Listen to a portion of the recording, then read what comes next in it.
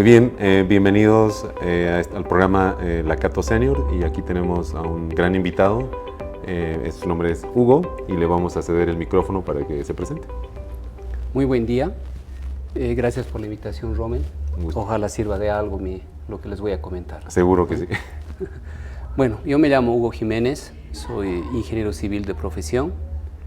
Yo he estudiado en la Universidad Mayor San Simón, luego hice un diplomado también en Ciencias de la Construcción en la Universidad Federico Santa María y hice una maestría también en Ciencias de la Construcción.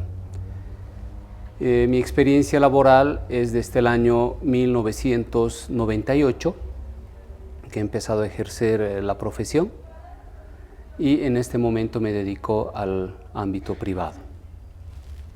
Fantástico, muy bien, excelente. Bastante, diría, nutrida la experiencia.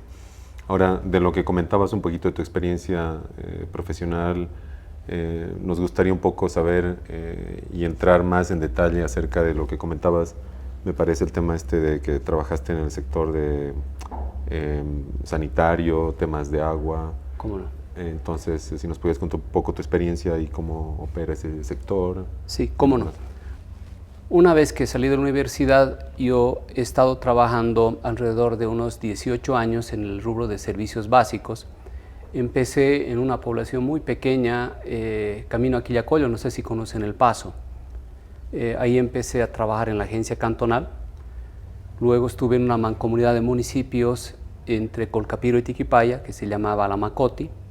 Hicimos ahí el diseño del plan maestro de servicios básicos, recolección de aguas residuales y una planta de tratamiento, financiada por el BID y el FNDER. El FNDER es el Fondo Nacional de Desarrollo Sostenible, que canalizan todos estos créditos.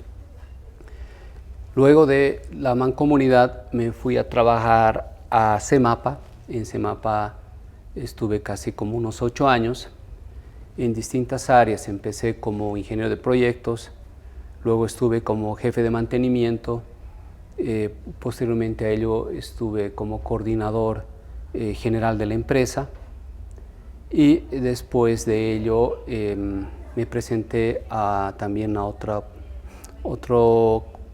cargo público, que es en la Superintendencia de Saneamiento Básico en La Paz. Ahí estuve trabajando casi 2 años o 3, si mal no me equivoco. En ese entonces se llamaba CISAP, ahora es la APS, ¿no? que está dentro del sistema de regulación. Y posterior a ello ya sentí que ya tenía que hacer un cambio en mi vida. Renuncié a La Paz y empecé con un emprendimiento personal con mi esposa. Mi esposa es arquitecta y nos dedicamos a la construcción. Empezamos el año 2007 o 2008, si mal no me equivoco, en el tema de la construcción privada. Empezamos con un pequeño condominio de 6 u 8 casas, no me acuerdo bien, y desde esa época a la fecha estoy en ese rubro. Yo me dedico a la construcción actualmente de edificios. Hago aquí en Cochabamba y en Santa Cruz. En este momento también estoy concluyendo un edificio que lo voy a entregar en julio de este año, y bueno, Dios mediante voy a arrancar otros proyectos también ya en la ciudad de Santa Cruz. Básicamente esa es la experiencia general que tengo en el tema del ejercicio profesional. Como les decía Rommel, y también les comentaba un poco antes de empezar la conversación, yo estuve trabajando un buen tiempo en el campo público y privado.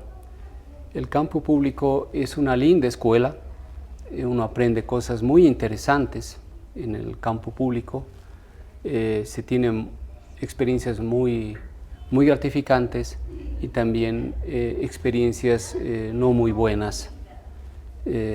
Lastimosamente, y sobre todo en nuestro país, hay mucha corrupción, ustedes saben de ello, mucho tráfico de influencias. Entonces, en algunos sectores, en una gran mayoría, no se tiene una gente idónea ejerciendo la profesión o los puestos donde han sido contratados, ¿no? Pero es una linda escuela donde nos enseña a madurar nos enseña a ver la vida de distintas ópticas.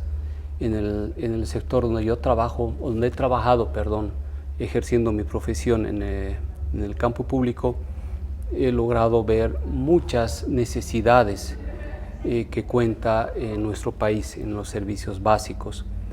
No sé si ustedes sabían, yo por experiencia y gracias a esos cargos, se podría decir, que me he desempeñado, logré viajar mucho a nivel internacional.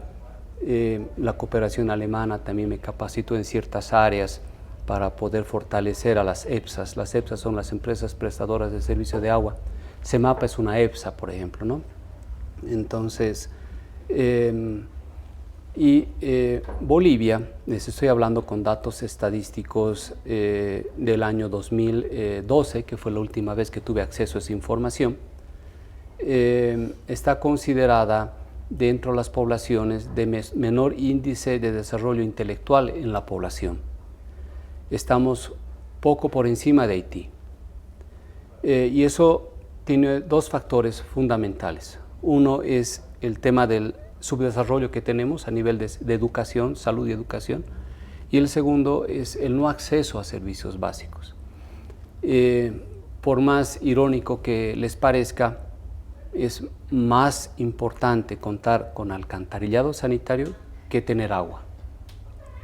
¿Por qué? Cuando el ser humano, cuando nace, el cerebro de las personas, todos los bebés, tiene un peso de alrededor de 800 gramos. El cerebro de una persona adulta llega a pesar alrededor de unos 1.500 a 1.600 gramos. El niño, cuando llega a los 9 meses, su cerebro tiene un peso de 1.300 gramos. Es decir, que antes de cumplir un año, el ser humano ya tiene casi el tamaño y el peso de un cerebro adulto. ¿Y qué sucede? Que cuando son los bebés en las poblaciones que no tienen acceso al alcantarillado, normalmente los niños se enferman de diarrea, otro tipo de enfermedades, por no tener un adecuado sistema de recolección. Una diarrea es catastrófica para un bebé. Si bien se le da sales hidratantes y todo ello, pero lo primero que afecta es el cerebro porque se pierde líquido. Entonces, una gran mayoría de la población boliviana, al no tener acceso a estos servicios, entonces tiene ciertas deficiencias al aprendizaje cuando ya llegan a una vida adulta, ¿no? Entonces, es muy importante que el gobierno o nuestras autoridades tengan y desarrollen una política de Estado, porque esta es una política de Estado que lo hacen en todos los países. ¿Qué quiere decir una política de Estado? Que ni bien haya un cambio de gobierno, tiene que seguir esos lineamientos. No es una política de gobierno. Una política de gobierno es por un periodo para el que un gobierno ha sido elegido. En cambio, una política de Estado es una planificación más allá de un gobierno. Y lastimosamente en Bolivia no tenemos eso. Hay países vecinos que sí lo tienen. Por ejemplo, tenemos Chile, tenemos Brasil, que es una potencia a nivel salud y educación. Brasil realmente está años luz incluso que Chile, sobre todo a nivel de salud, porque ellos tienen una política de Estado en esos rubros de protección. Sus seguros médicos son excelentes. Lastimosamente en Bolivia no tenemos un horizonte. Entonces es muy importante siempre tener un horizonte, ¿no? Y eso también es aplicable a la vida profesional. Ustedes jóvenes ya pronto van a estar dentro del aparato productivo nacional, van a ser profesionales y sin darse cuenta luego van a llegar a tomar las riendas de este país. Dios quiera que los que estamos acá presentes entre ustedes pueda haber una autoridad de gobierno que pueda redireccionar, cuando les toque a ustedes llevar el protagonismo del país, redireccionar el horizonte en el cual nuestro país se encuentra en este momento. ¿no? Por varias circunstancias, decisiones desatinadas que se han ido tomando en este momento. Nuestro país, siendo un país tan rico en recursos naturales, no llegamos creo que ni a 12 millones de almas en Bolivia.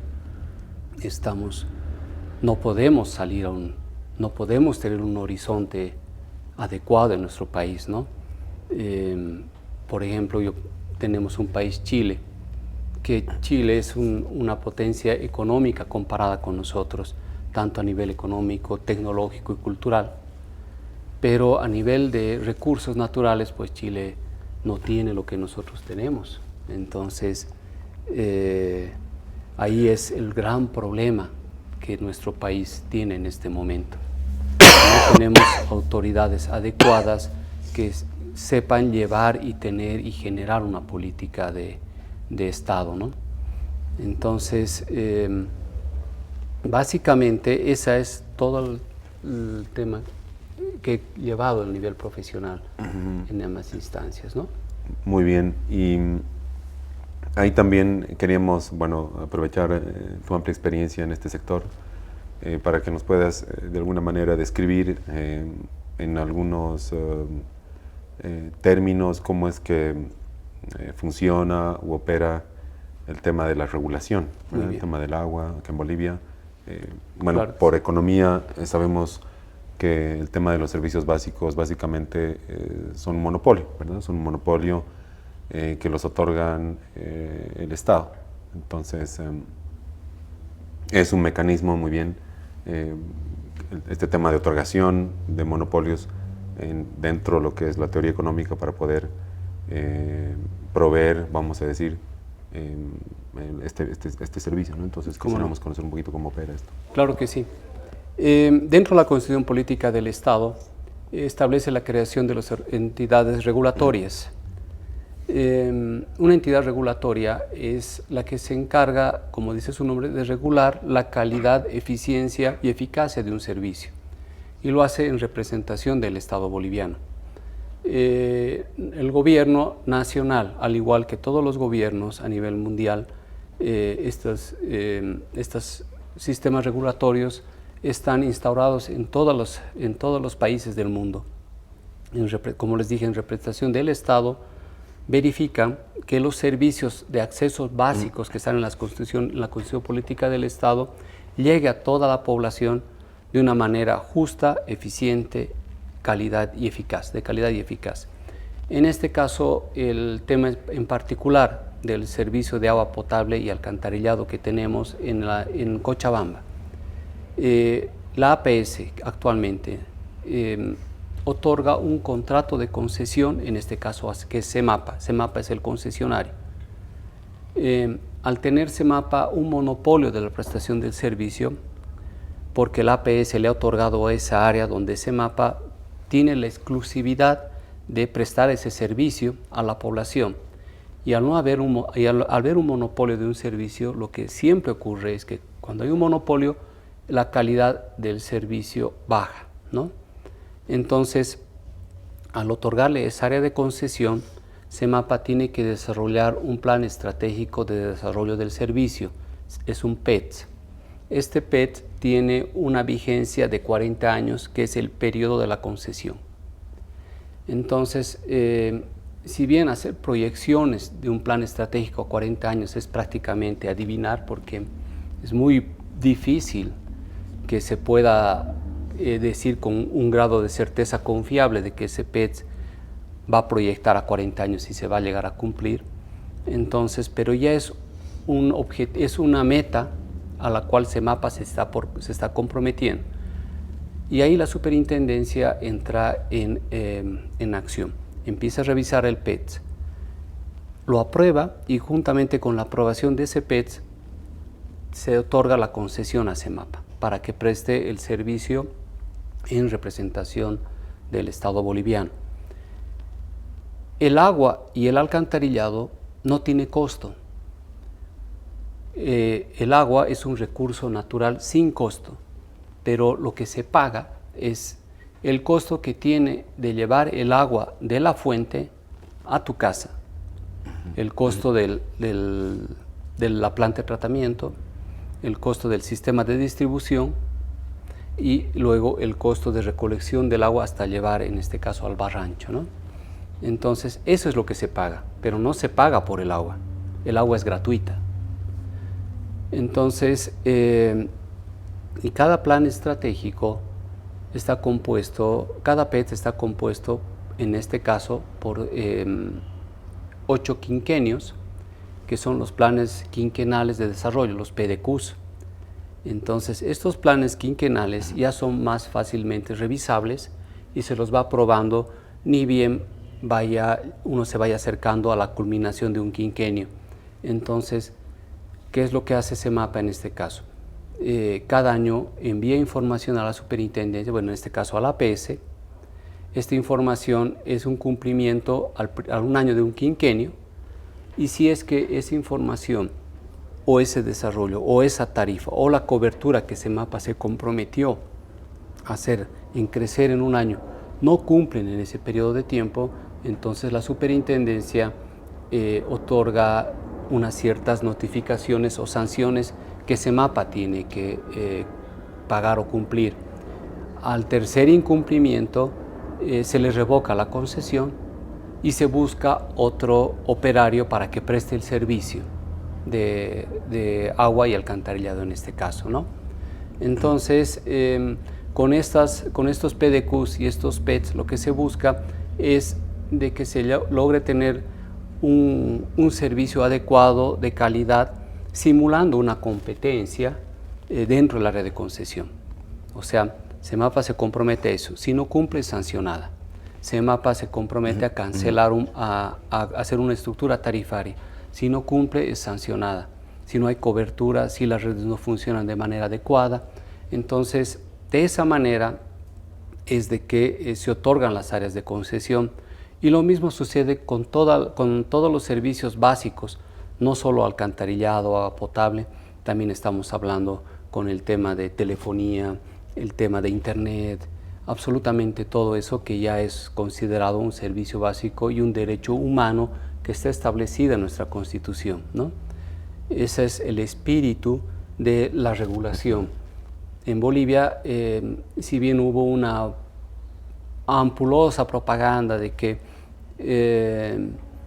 se iban a eliminar las superintendencias, de que ya no existen las superintendencias y todo ello, la ley 1333, que es la creadora del sistema regulador en Bolivia, perdón, 2613, la 1333, la de medio ambiente, la 2613, entonces esa ley no ha sido derogada, sigue en vigencia. Lo único que se ha hecho es simplemente cambiar el nombre. Como les digo, cuando yo estaba trabajando en La Paz, se llamaba CISAP, ahora se llama APS, pero todo sigue funcionando de la misma manera, ¿no? De esa manera es la cual el Estado controla el monopolio de los servicios básicos. ¿Sí? Ahora, en economía siempre nos interesan los precios, ¿verdad?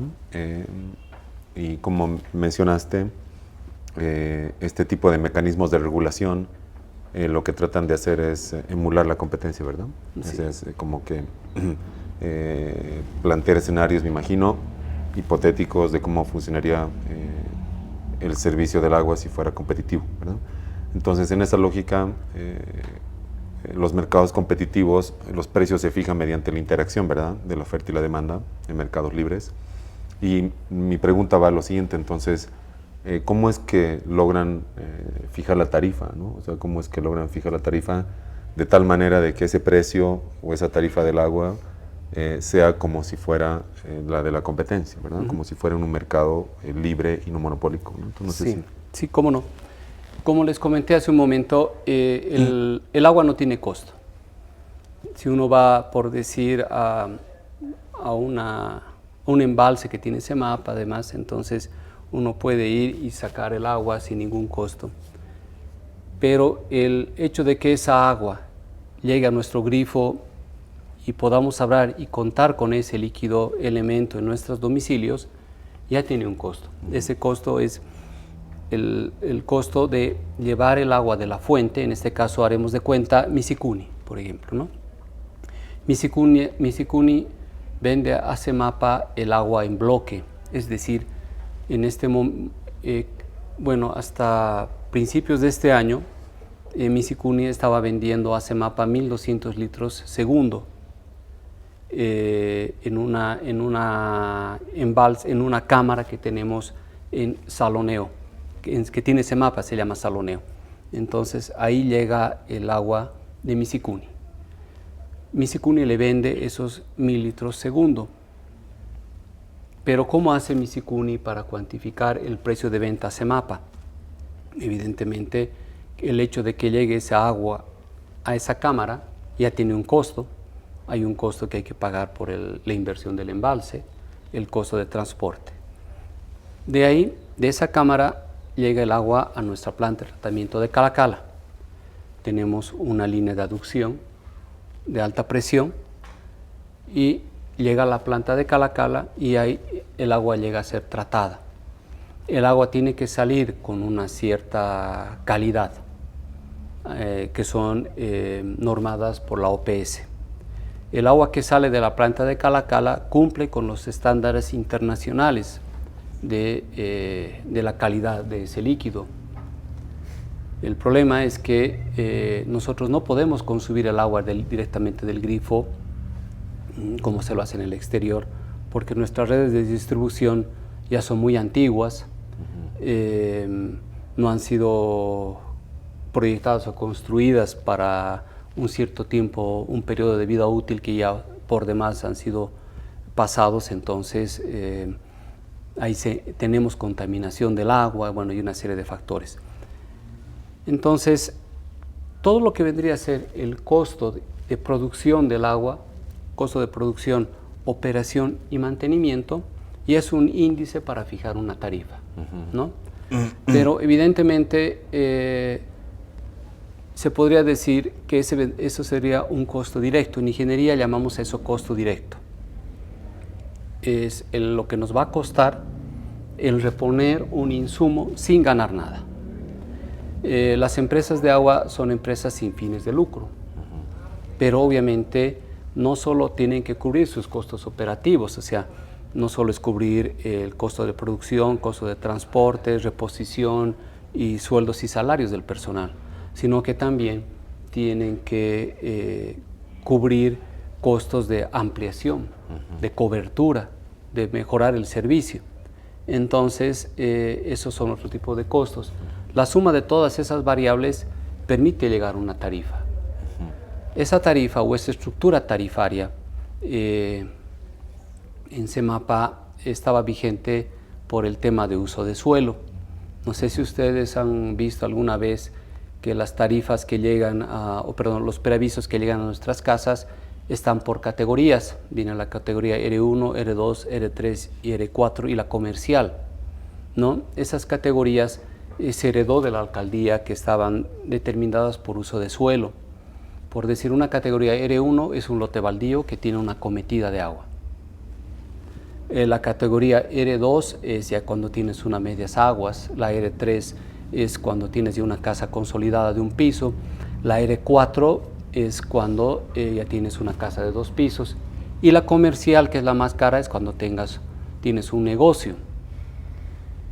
Pero, como les digo, esa estructura tarifaria no es adecuada y lastimosamente hasta ahora no se puede pagar en Cochabamba, en el cercado, una estructura tarifaria por consumo de agua, sino se está pagando por el uso de suelo. Por darles un ejemplo, uno tiene una casita de medias aguas y en la parte de adelante abre una tienda de abarrotes, donde no utiliza agua porque vendes leche, vendes pan, vendes yogur y esas cosas. Ni siquiera tienes pila en tu tienda. Viene CEMAPA y te categoriza como comercial porque ya tienes un negocio. O sea, vas a pagar más agua, más caro el agua que lo que pagabas antes, por el simple hecho de tener una tienda, ¿no? Entonces, eso es una falencia de la estructura tarifaria que lastimosamente, cuando yo estaba en CEMAPA, presentamos ya una estructura tarifaria cuando estaba en la superintendencia, analizamos esa misma estructura tarifaria que presentamos cuando yo estaba en CEMAPA, se la aprobó, pero a la fecha no se la puede poner en vigencia por la presión social. Lo que pasa es que las tarifas R3 y R4 y comercial subvencionan el servicio a las tarifas R1 y R2.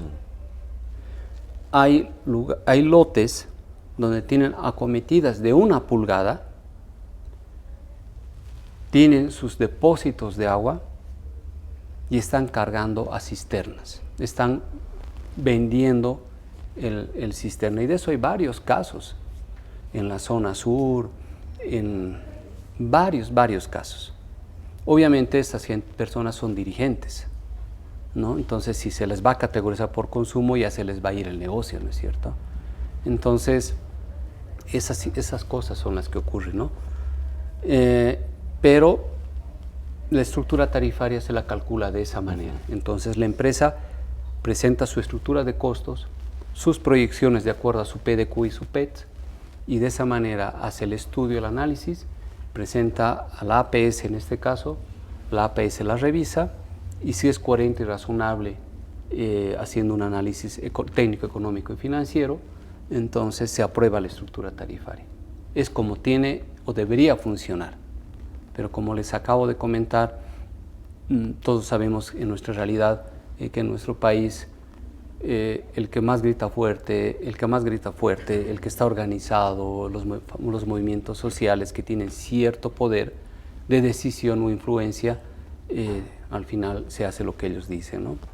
Ese es el gran problema que tenemos, ¿no? Ahora, de lo que comentas, entiendo, y me corriges, entonces habrían tarifas diferenciadas. Sí.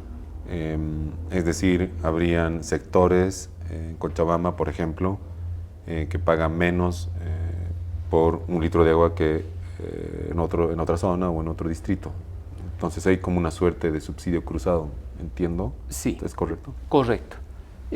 No es por zona, sino es por infraestructura, ¿no? Por eso es las categorías, ¿no? Entonces, como les dije hace un momento, R1, que es la más económica, es un lote baldío, ¿no? Tienes la R2, que ya tienes una pequeña construcción, la R3 ya es una construcción más consolidada, y la R4, que es una casa ya de 2 pisos, y las comerciales. Pero sí, las categorías R1, R2, que son el grueso de categorías que tenemos, son subvencionadas por las restantes categorías. ¿Y en esa lógica también existe tarifas diferenciadas según tipo de actividad económica? Solo la comercial. Solo la comercial. Pero no se distingue qué actividad económica, ¿no? O sea, tuviera algo de lógica que, por decir, un lavadero. Por ejemplo, un lavadero, ¿qué infraestructura tiene? Tienes unas rampas, unos depósitos de agua y no tienes nada más. Algunos tienen una malla semisombra para los clientes, para que esperen, pero no tienen nada más. Por ejemplo, ese lavadero que hace uso de agua, de ingentes cantidades de agua, porque tiene que lavar las movilidades, ese lavadero está en categoría R1. Porque no tienes nada construido, y no es correcto, ¿no es cierto? Se debería pagar el agua por consumo. El que consume más, pues paga más. El que consume menos, paga menos. Pero no hacerlo por un tema de uso de suelo. Evidentemente, en la alcaldía, para tú pagar los impuestos municipales, si tú tienes un negocio o comercio, evidentemente pagas más impuesto porque estás lucrando al usar ese suelo o ese predio, ¿no es cierto? Pero no es así en el agua, ¿no? Pero esa estructura tarifaria fue heredada del municipio, porque antes CEMAPA era una empresa dependiente de la alcaldía, luego se descentralizó, ¿no? Ahorita es una empresa descentralizada, pero sí la alcaldía es parte del directorio. El alcalde es el presidente del directorio de CEMAPA, ¿no? Muy bien. Así es. Y un poquito aprovechando tu experiencia y tu visión, queríamos saber también cuál crees tú que son los desafíos que tenemos como Bolivia en tema de agua. Entiendo que todavía tenemos sectores, zonas, poblaciones que no tienen acceso a agua potable. Y también lo que comentabas, ¿verdad? El tema del alcantarillado, ¿no? Que es fundamental, y mostrabas un poquito esos datos que me llamaron la atención, que es que efectivamente el no tener alcantarillado efectivamente genera un impacto en la salud de las personas, y obviamente también está impactando en sus posibilidades para desarrollarse a futuro. Los niños, los jóvenes y todo eso. Entonces, ¿cuál crees tú que son esos desafíos que tenemos como Bolivia, no sé, en temas de agua? Sí. Bolivia, en el año, si mal no me acuerdo, 2002, se comprometió a cumplir las metas del milenio. Estas metas del milenio fueron establecidas por la OMS para los países en vías de desarrollo.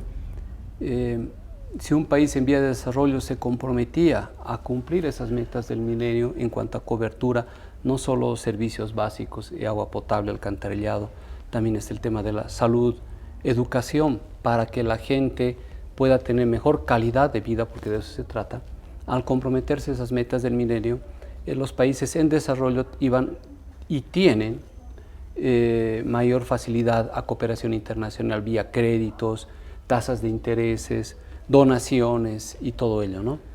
Entonces, Bolivia, al comprometerse, tiene acceso a ese tipo de facilidades a nivel internacional. Entonces, para ello, el Ministerio del Agua también ha hecho una planificación a nivel nacional en el horizonte de ir cumpliendo paulatinamente estas metas del milenio para los organismos internacionales. Mientras más cumplimos, más recursos nos vienen, en otras palabras. No cumplimos, no vienen los recursos. Lastimosamente no hemos estado cumpliendo. Entonces nuestros recursos se han ido disminuyendo a nivel de donación. Y Bolivia no tiene la capacidad económica para poder invertir en ese tipo de infraestructuras. Entonces, ahorita estamos en una paradoja. La solución a nuestro problema para que nuestra población y nuestros niños crezcan saludables y de manera adecuada es dotarles de servicios, pero no tenemos los recursos. Para acceder a recursos, tenemos que cumplir ciertas condiciones, pero no nos da la gana, perdón la palabra, de cumplir esos objetivos, esas metas. No tenemos una planificación. O sea, estamos, en mi criterio, estamos a la deriva en el tema de saneamiento básico. Es una de las variables menos importantes para nuestro gobierno, cuando debería ser una prioridad y una política de Estado. Si tú tienes gente saludable, gente con educación, pues se convierte en gente productiva, como ustedes jóvenes, que ustedes están dentro de los privilegiados de poder acceder a una educación superior, porque es un privilegio. No todos pueden, ¿no? Entonces, para que Bolivia pueda tener más gente que pueda ser productiva el aparato estatal, no estamos invirtiendo en lo fundamental. Es como querer ser atletas. Si no entrenamos, no somos atletas, ¿no es cierto? Entonces, no estamos haciendo el trabajo. Yo creo que tenemos que dar un cambio de timón. Lastimosamente, nosotros, yo me incluyo en ese grupo, nosotros ya estamos cumpliendo nuestra vida productiva a nivel profesional y les estamos dejando un país no muy bueno en este momento, no con una perspectiva de futuro alentadora. Pero como les decía en un principio, ustedes como jóvenes tienen la fortaleza y el ímpetu, ¿no es cierto? Entonces ustedes van a poder encontrar el camino. Todo depende ya cómo quieran hacer las cosas. Cuando yo estaba, sobre todo trabajando en La Paz, estaba como director nacional de regulación. Entonces, cuando yo estaba cumpliendo mi función en esa cartera de Estado, he formado un lindo equipo de trabajo. Hemos hecho el Plan Nacional de Licencias y Registros, lo que nos ha permitido poner orden para que todas las EPSAs, CAPIs de Bolivia estén certificadas, estén con su registro en la superintendencia, es decir, como un carnet de identidad. Y se sepa que existen y se les pueda dar un recurso. Entonces, simplemente es tener las ganas de querer hacer algo, ¿no? Y ustedes nunca pierdan eso de vista. Es muy importante. Esa es la experiencia que tengo, pero yo quisiera comentarles también ahora en el tema de público y de servicios. Quisiera también comentarles un poquito ya la otra parte, que es lo que estamos viviendo ahora como empresario, que es una experiencia también muy interesante. Es muy dolorosa, pero no deja de ser interesante. Y mucho hace de cómo ustedes quieren afrontar un problema, ¿no es cierto? Si ustedes ven un problema como algo infranqueable, como una muralla que no lo van a poder pasar, pues nunca lo van a poder hacer. Pero si ustedes ven un problema como un reto, de repente no se va a solucionar como ustedes quieran. Normalmente a veces no sucede eso en la vida. Pero son experiencias que nos sirven bastante. Cuando yo me empecé a dedicar al rubro de la construcción, coincidentemente Bolivia estaba en la mejor época a nivel de ingreso de divisas. Les estoy hablando del 2008 más o menos, cuando el MAS, Evo Morales, asumió el gobierno. Esa fue una época de oro para Bolivia porque estábamos en el boom del gas. Los precios de los minerales estaban muy por encima de lo normal, nunca más se volvieron a repetir. 3 años que ingresó mucho dinero a Bolivia por tema de la minería. Entonces teníamos muchos dólares. No sé si ustedes recuerdan, de repente no, tal vez ustedes todavía esa época seguramente estaban en colegio. Entonces había mucho dinero en el país, había bastante. Por ejemplo, un jornal de un minero, esas épocas se les pagaba entre 380 a 480 bolivianos por día. Les estoy hablando del 2008, 2009, y esa época 480 bolivianos no es lo que es ahora, ¿no es cierto? Era bastante dinero. Entonces yo empecé con la construcción. Entonces cuando una economía está bien, hay bastante dinero, todo marcha bien.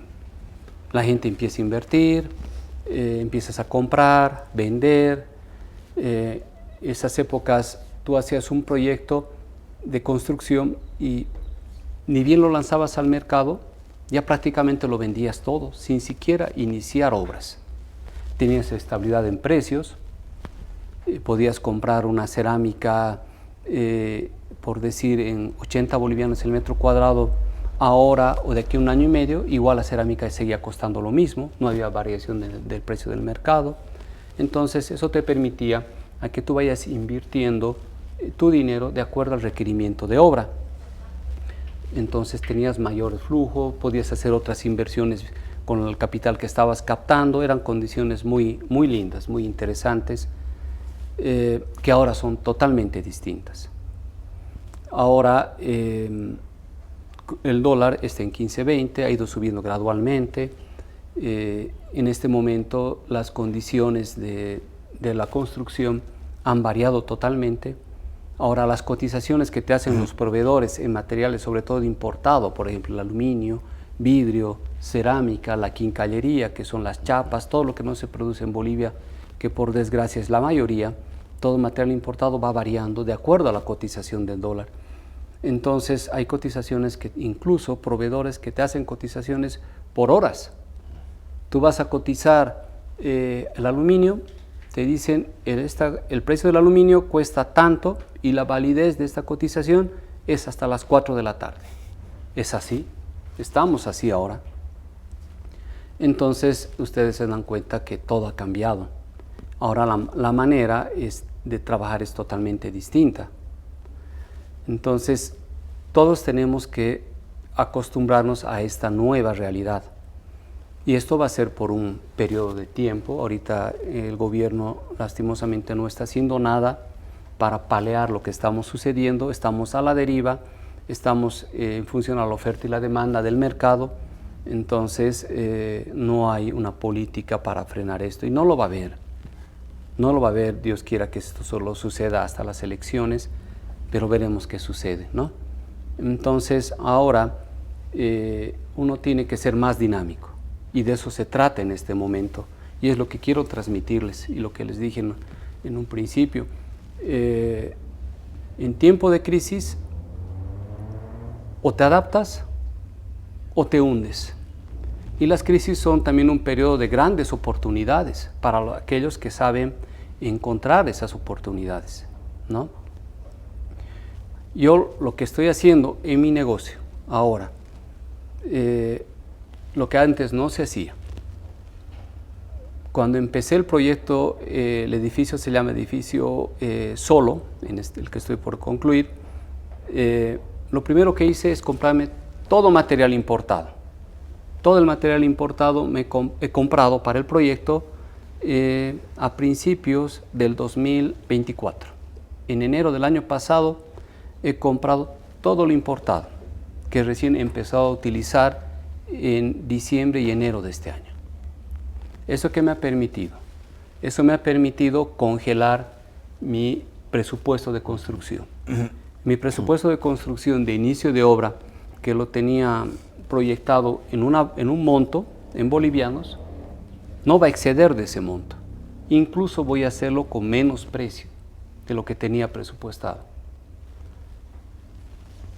Ahora, el precio de venta. El precio de venta, bueno, está regulado por la oferta y la demanda. Entonces, es muy interesante y es muy importante tener factores de apalancamiento. Ustedes saben mejor que yo de eso. Yo soy un simple ingeniero civil. Ustedes tienen temas de manejan herramientas financieras, económicas, que en realidad es muy importante eso. Pero en este momento el precio de venta está regulada por la oferta y la demanda. Lo que yo he hecho es tener un gran factor de apalancamiento en este momento, que es una herramienta vital, pero hay que tener mucho cuidado en saberlo usar y cuándo. Es el apalancamiento bancario. El banco te presta en bolivianos, que es una maravilla ahorita en este momento prestarse en bolivianos, porque el boliviano se está devaluando. Pero los bienes raíces, los terrenos, no se están disparando por la fluctuación del dólar. Si uno tenía un terreno de $100,000 antes de este momento, de esta crisis, cuando estábamos todavía, entre comillas, estables, porque en realidad nunca lo hemos estado, lo que pasa es que nos hemos ido comiendo nuestro dinero, de la bonanza nos las hemos comido y es lo que está pasando ahora, ¿no? Entonces, si tú que podías vender tu terreno en $100,000 cuando no había este problema, ahora no puedes vender ese terreno pues en $230,000, que vendría a ser la compensación por la devaluación del boliviano. Es imposible, porque si no, no lo vas a vender.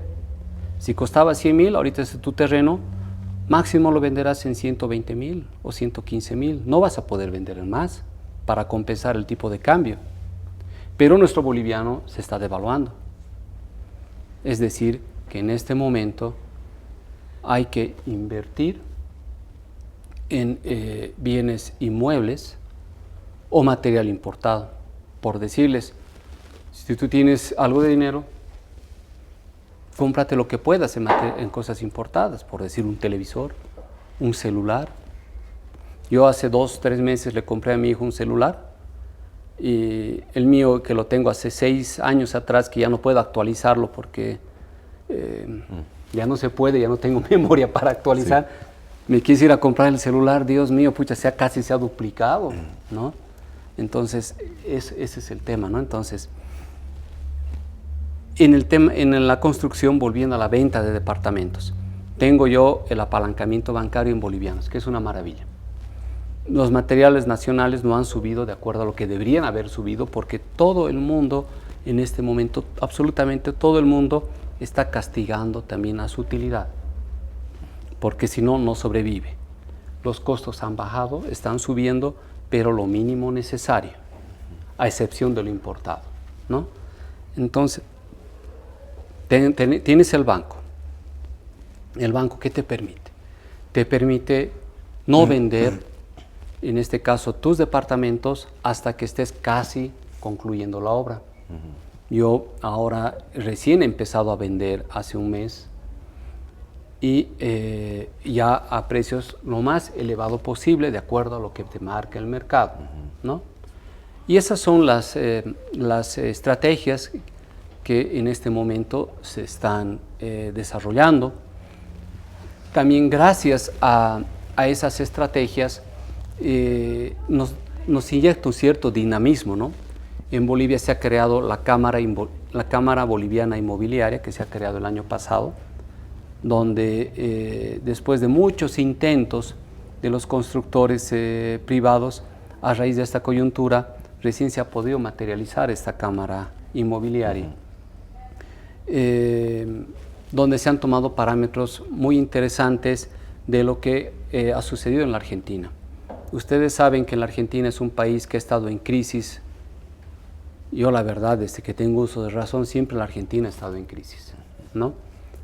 Pero sucede cosas muy interesantes y que han venido especialistas de esta Cámara Argentina a Bolivia y nos llama mucho la atención. Por ejemplo, la Argentina, el rubro inmobiliario ha tenido un desarrollo exponencial desde el año 98 hasta el año 2019, que es cuando era la peor crisis económica en la Argentina. Pero el rubro inmobiliario ha crecido exponencialmente. ¿Por qué? Porque la gente necesita salvaguardar su dinero, sus pesos. Entonces, ¿cómo tú salvaguardas tu dinero? Invirtiendo. ¿Y cómo es una manera de invertir? Es comprando ladrillos. En la Argentina no hay créditos de vivienda. Desde hace más de 20 años no hay créditos de construcción como todavía hay en Bolivia, ¿no? Entonces, ¿qué es lo que hacen ellos? Ellos llaman como sociedades, desarrolladores, constructores e inversores. Y hay un índice que les permite incrementar los precios de construcción de acuerdo a la devaluación monetaria del país. En Bolivia ya hay ese índice. Ese índice ya ha sido presentado al gobierno, al Ministerio de Desarrollo, para que lo homologuen y estén en estudios. Evidentemente, ese índice ya extraoficialmente nos han dicho que va a ser aprobado, pero va a ser aprobado después de las elecciones. Así nos han dicho, ¿no? Entonces, una vez más, las decisiones políticas, así como el incremento salarial, ustedes han visto lo que ocasiona el incremento salarial. De 13 que estaba el dólar, con el incremento ha llegado a 15.20 y era lógico que iba a suceder eso. Totalmente lógico. Entonces, todas son medidas políticas, ¿no? Pero también hay soluciones. El tema es no desfallecer, el tema es seguir con ímpetu, con optimismo y con fe. A veces, normalmente ya llegamos a un punto en el que ya no podemos controlar. Lo único que podemos hacer es dar nuestro máximo esfuerzo y el resto dejarlos en las manos de Dios y Él nos va a guiar, ¿no? Y con eso todo va a salir bien. Nunca desfallecer. Esa es la clave. Buscar alternativas y seguir adelante. Seguir adelante. Cuando uno le vienen estos golpes que estamos viviendo, ahí realmente ves la fuerza con la que cuentas, ¿no? Yo he hecho un ejercicio porque a veces cuando uno está así medio preocupado y demás cosas se vuelve medio masoquista, ¿no? Para ver cuánto es el impacto o qué es lo que ha significado esto. A mí en tiempo me significa una involución de 12 años. ¿Qué quiere decir? Este tema del tipo cambiario me ha afectado en 12 años de retroceso. Es como si los 12 últimos años no hubiera trabajado. Es como que me hubiera dedicado a vivir la vida. 12 años es lo que ha significado en mi empresa el impacto del tipo cambiario. Entonces, yo tengo dos caminos, ¿no? Uno, cerrar mi empresa y comprar dólares y luego vender dólares, que la verdad hasta he considerado un momento eso, o seguir con el emprendimiento, ¿no? Es más costoso, pero bueno, hay que hacerlo. Muy bien, excelente. Te anticipaste a la pregunta que, bueno, era la pregunta de cómo quisieras, pero también lo puedes resumir, ¿no? Entonces, es decir, para cerrar un poquito ya esta charla que está muy buena, quisiera, para los que estamos aquí presentes y para los que nos verán, porque este programa está grabado, va a quedar grabado, entiendo. Entonces, quería pedirte que quisieras dejarnos, que quisieras decirnos, como tus últimas palabras, ¿verdad? No sé, algún consejo resumido o alguna recomendación. Sí, claro que tengas que sí. Para transmitirnos y que con eso nos vamos hoy, digamos, ¿no? Con esa... Sí, bueno, es muy importante, jóvenes, que lo que están haciendo en este momento están estudiando. Háganlo con pasión, porque si uno es bueno en lo que fuese, siempre le va a ir bien. Va a costar, va a costar. Encontrar trabajo cuesta, pero no es imposible. Siempre capacitarte y saber y hacerse la siguiente pregunta, que es lo que yo les hago también a mis hijos. ¿Por qué una empresa te contrataría a ti? Si tienes 20 o 30 compañeros que han defendido su tesis, han egresado contigo, ¿por qué de esos 20 o 30 colegas te contratarían a ti? Simplemente porque tú sabes algo más que el resto y cualquier cosa sirve. Cuando yo entré a CEMAPA, entré en un departamento de coordinación de proyectos. Estábamos diseñando el proyecto de ampliación de redes, fortalecimiento de CEMAPA con el financiamiento del BID. Era yo un ingeniero más de proyectos. Había excelentes profesionales a nivel de ingeniería. Pero yo llegué a ser coordinador de ese proyecto. ¿Por qué? Porque tenía el conocimiento, algo de conocimiento de finanzas. Sabía lo que era un BAN, sabía lo que era un TIR y esas pequeñas cosas. Y lo mismo tienen que hacer ustedes, siempre saber algo más. Si tu colega sabe inglés, bueno, vos trata de aprender otro idioma más, o tener algo más de finanza o algo más de conocimiento técnico. Eso es por un lado. El conocimiento es muy importante. Saber trabajar en equipo es vital. A veces se crean los reyes pequeños, que uno quiere absorber toda la responsabilidad y todo el trabajo. Eso ya no van con estos tiempos. Peor con ustedes ahora que en un mundo tan globalizado, ¿no es cierto? Entonces, el trabajo en equipo es vital también. Y lo más importante, esto sí, por favor, jóvenes, no pierdan de vista. Nunca se desanimen. Nunca. Tienen que, a veces da ganas de tirar la toalla, pero nunca se desanimen. Saquen fuerzas de donde puedan y van a ver que lo van a lograr. Hay días y momentos difíciles, ¿no? Les acabo de comentar. Imagínense retroceder 12 años. ¿No? Es fuerte, ¿no? Pero estamos acá, o sea, no hay que seguir. Eso es muy importante. Nunca se desanimen. Siempre saquen fuerzas de donde tengan. Siempre hay un mañana. Siempre va a haber un mañana. Así como el sol sale todos los días, entonces va a volver a salir el sol. Esta es una tormenta que recién estamos entrando, no hemos llegado al clímax de la tormenta, no hemos llegado todavía. Pero, al igual que vino la tormenta, va a salir, saldremos en 5 o 6 años, no tengo idea en cuánto tiempo, pero lo vamos a hacer y vamos a seguir aquí. ¿no? Entonces, nunca se desanimen. Excelente, Hugo. Muchas gracias por tu tiempo, por todo el volcadote para contarnos tu experiencia y también por darnos estos consejos que son súper valiosos, sobre todo en estos tiempos, como dices, ¿no? Y nada, entonces agradecerte nuevamente y nada, pues un gran aplauso, por favor, para Hugo. Gracias. Y bueno, entonces, Hugo, será hasta una próxima. Y nada, pues muy contento de tenerte aquí y espero que podamos charlar una próxima. Muy bien, muchas gracias, Rommel, por la Listo, invitación. pues. Muchas gracias, jóvenes. Claro que sí.